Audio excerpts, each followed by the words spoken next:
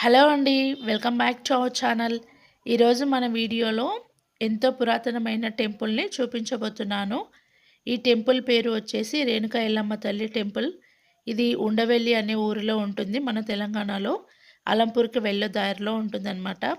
మనం టెంపుల్‌కి వెళ్ళాలంటే ఈ లోపలికి మెయిన్ ఆర్చ్ ఇదే అన్నమాట. ఈ టెంపుల్‌కి వెళ్ళడానికి.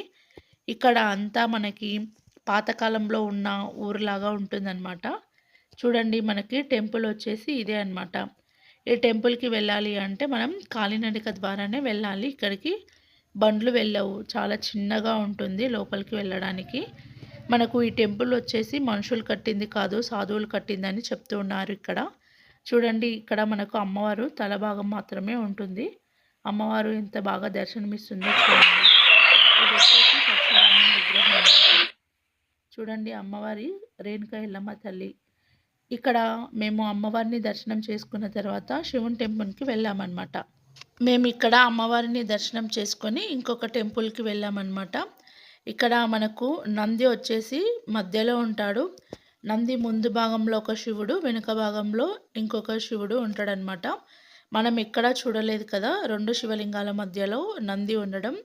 ఇదొచ్చేసి మనకు చాలా పురాతన కాలమైన టెంపుల్ అన్నమాట. చూడండి బాగా అబ్జర్వ్ చేయండి. నంది ముందు శివుడు ఉంటాడు.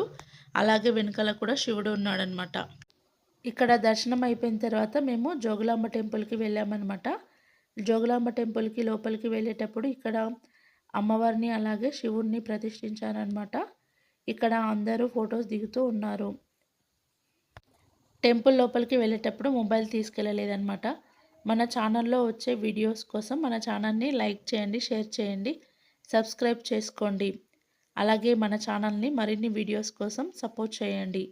Thank you for watching.